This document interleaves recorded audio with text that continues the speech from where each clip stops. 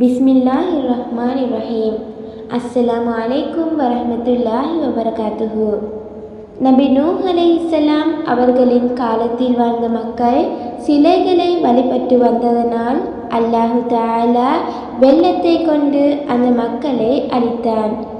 நூஹ் நபியின் வரலாற்றில் இதனை பற்றி தெளிவாக பார்த்தோம். அதில் நூஹ் நபியும் சில மக்களும் கப்பலில் ஏறி தப்பித்தார்கள். அந்த மக்களின் குழந்தைகளும் பேர குழந்தைகளும் உலகம் முழுதும் மக்கள் தொகையை பரப்பினார்கள். எனவே அந்த வழித்தோன்றலில் வந்தவர்கள்தான் ஆத் சமூகத்தினர். ஆத் சமூகத்தினர் மிகவும் பலசாலியாக இருந்தார்கள். மேலும் கடின உழைப்பாளர்களாகவும் இருந்தார்கள். அதிலும் உயரமான கட்டிடங்களை கட்டுவதில் மிகவும் அனுபவசாலியாக இருந்தார்கள். அந்த மக்கள் மலைகளை குடைத்து பெரிதாக கட்டிடங்களையும் பெரிய மாளிகைகளையும் கட்டினார்கள். அவர்களுடைய இந்த வலிமையை நினைத்து அவர்கள் பெருமைப்படுவார்கள். இந்த மக்களுக்கு அல்லாஹ் தஆலா அதிகமான செல்வங்களை வழங்கியிருந்தான். ஆரம்பத்தில் இறைவனை வணங்கி வழிபட்டு சிறப்புடன் வாழ்ந்து வந்தார்கள். காலப்போக்கில் ஷைத்தான் அவர்களை வழிகெடுத்து விட்டான். இறைவனை மறந்து சிலை வணக்கத்தில் மூழ்கினார்கள். எனவே அந்த மக்களை நேர்வழிப்படுத்துவதற்காக அவர்களில் ஒருவரை தேர்ந்தெடுத்து அந்த மக்களுக்கு இறை தூதராக அல்லாஹ் தஆலா அனுப்பி வைத்தார். அவர்கள் தான் நபி ஹூத் அலைஹிஸ்ஸலாம் அவர்கள். அல் குர்ஆனில் குறிப்பிடப்பட்டுள்ள 25 நபிமார்களில் இவரும் ஒருவராவார்கள். ஹூத் நபி அந்த மக்களை இறைவழிக்கு அழைத்தார்கள். மக்களே, இறைவன் ஒருவன்தான், அல்லாஹு தஆலா மட்டும்தான். நான் அல்லாஹ்வின் தூதர். அல்லாஹ் தஆலா தான் அனைத்தையும் படைத்தான். நமக்கு அனைத்தையும் கற்றுக் கொடுத்திருக்கிறான். மேலும் நமக்கு அனைத்தையும் கொடுத்திருக்கிறான். எனவே சிலைகளை வணங்குவதை விட்டுவிட்டு அல்லாஹ்வை மட்டுமே வணங்குங்கள் என்று சொன்னார்கள். மேலும் நீங்கள் செதுக்கிய சிலைகளை நீங்களே எப்படி வணங்க முடியும்? அந்த சிலைகள் எப்படி உங்களுக்கு கடவுளாக ஆக முடியும் என்று கேட்டார்கள். ஆனால் அந்த மக்கள், நீ யார் எங்களுக்கு அறிவுரை சொல்வதற்கு? எதற்காக நாங்கள் உன்னோட பேச்சை கேட்கணும் என்று கூறி ஹூத் நபியுடைய பேச்சை மறுத்துவிட்டார்கள். அதற்கு ஹூத் நபி, நான் சொல்வதை கேளுங்கள், கேட்காவிட்டால் அல்லாஹ் உங்களை தண்டித்து விடுவான் என்று சொன்னார்கள். அதற்கு மக்கள், நீ ஒரு பொய்யன், பொய் சொல்கிறாய், பொய் சொல்பவனுடைய பேச்சை நாங்கள் எதற்கு கேட்கணும் என்று சொன்னார்கள். நான் பொய் சொல்லவில்லை என்று ஹூத் நபி அவர்கள் எவ்வளவோ சொன்னார்கள். அதற்கு அந்த மக்கள், நீ பொய் சொல்லவில்லை என்றால் எங்களுக்கு நிரூபித்து காட்டு, அல்லாஹ்விடம் சொல்லி எங்களுக்கு தண்டனையை கொடுக்க சொல்லுங்க. அப்படி எங்களுக்கு ஏதாவது பிரச்சனை என்றால் எங்கள் கடவுள் எங்களை காப்பாற்றும் என்று கூறிவிட்டு சென்று விட்டார்கள். அதற்கு பிறகு அம்மக்களை நேர்வழியில் அனுப்ப முயற்சி செய்தார்கள். ஆனால் அம்மக்கள் கடைசி வரைக்கும் திருந்தவே இல்லை. சிலைகளை வணங்குவதை விடவில்லை. அம்மக்களில் சில பேர் மட்டுமே ஹூத் நபியின் பேச்சை கேட்டு அல்லாஹ் தஆலாவை வழிபட்டார்கள்.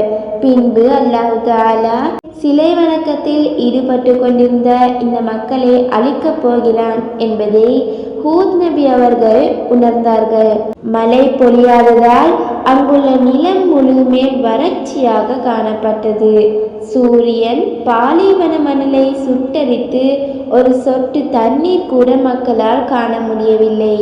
எனவே இந்த மக்கள் ஹூத் நபியிடம் வந்து, ஏன் இந்த வறட்சி ஏற்படுகிறது என்று கேட்டார்கள். அல்லாஹ் தஆலா உங்கள் அனைவரின் மீதும் கோபமாக இருக்கிறான். நீங்கள் சிலை வணக்கத்தை விட்டுவிட்டு அல்லாஹ்வை வணங்கினால் அல்லாஹ் உங்களை ஏற்றுக்கொள்வான். மழையை பொழியச் செய்து அல்லாஹ் உங்களுக்கு வறட்சியை நீக்குவான் என்று ஹூத் நபி அவர்கள் சொன்னார்கள். இதனை கேட்ட மக்கள் ஹூத் நபியை கேலியும் கிண்டலும் செய்தார்கள். நாட்கள் செல்ல செல்ல வறட்சி அதிகரித்து கொண்டே சென்றது. மரம், செடி, கொடி அனைத்துமே இறந்துவிட்டது. பல மாதங்கள் சென்றது. ஆனால் ஒரு சொட்டு மழை கூட வரவில்லை. அப்படி இருந்தும் அம்மக்கள் சிலைகளை வணங்கிக் கொண்டே தான் இருந்தார்கள். சிலைகளிடம் சென்று மழை பொழிய செய்யும்படி பிரார்த்தனை செய்வார்கள். தொடர்ந்தும் 3 வருடங்கள் வறட்சியாகவே இருந்தது. ஒரு நாள் அல்லாஹ் தஆலா ஹூத் நபியிடம் இறைவனை ஏற்றுக்கொண்டவர்களை அழைத்து கொண்டு இந்த இடத்தை விட்டு வெளியேற சொல்லி கட்டளையிட்டான்.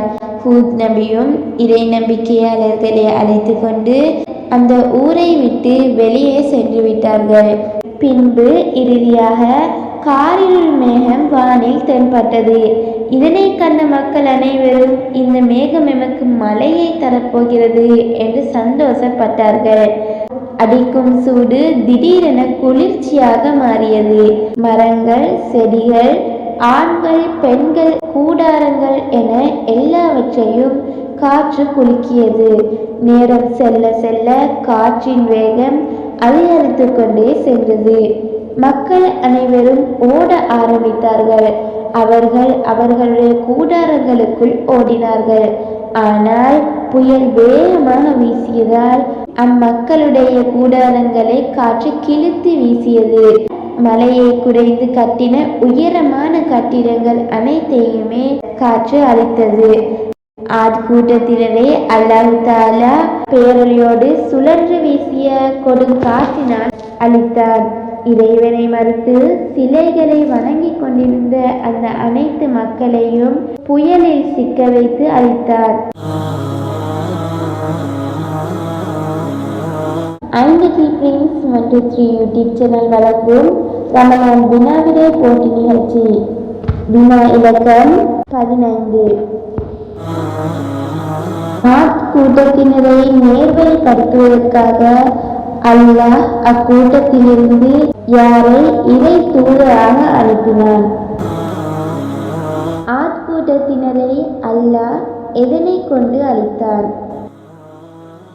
இதற்கான சரியான விடையை இன்று இரவு 9 மணிக்கு முன்னர் உங்கள் பெயர், வயது, ஊர் மற்றும் பதிவு எண் என்பவற்றை குறிப்பிட்டு இதில் உள்ள தொலைபேசி இலக்கத்திற்கு வாட்ஸ்அப் மூலம் அனுப்பி வையுங்கள்.